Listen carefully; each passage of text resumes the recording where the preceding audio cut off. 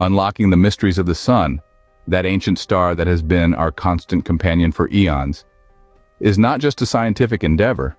It's also a journey into the future, a journey that could change how we power our lives. Understanding solar energy systems is a crucial step on this journey. So, let's dive in. Imagine that our sun is a colossal power plant. It's producing more energy than we could ever hope to consume. Now picture a solar energy system as a means to tap into that energy, to harness the sun's power for our use. The question is, how does it all work? At the heart of every solar energy system are the solar panels. Picture giant glossy rectangles spread out under the sun, soaking up light. These panels are made up of countless solar cells, each one a tiny factory converting sunlight into electricity. But what happens when the sun isn't shining? That's where the grid comes in. Solar systems without batteries don't store excess energy. Instead, they send it back to the grid. Think of it as a two-way street. During the day, excess energy is sent to the grid, and at night, or when the sun is low, electricity is drawn from the grid.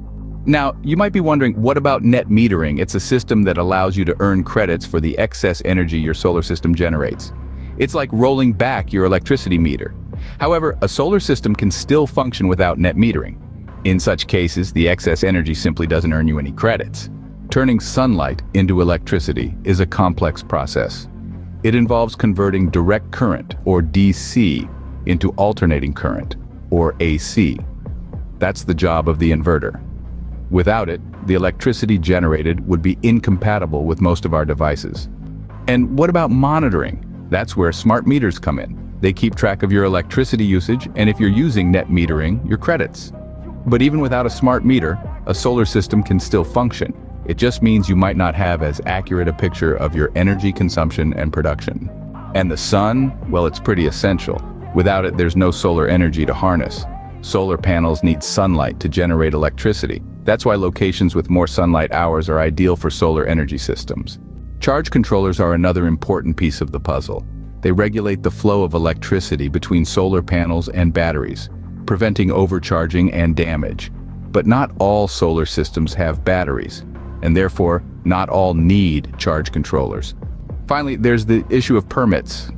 Depending on where you live, you might need one to install a solar system. It's always a good idea to check with local regulations. However, some smaller installations might not require a permit. In conclusion, understanding solar energy systems is like understanding a complex, beautifully designed machine. It's a machine that taps into the power of our most ancient companion, the sun, and uses it to light up our lives. And who knows, maybe one day you'll find yourself considering installing a solar system of your own. After all, the sun is a resource that's not going anywhere anytime soon.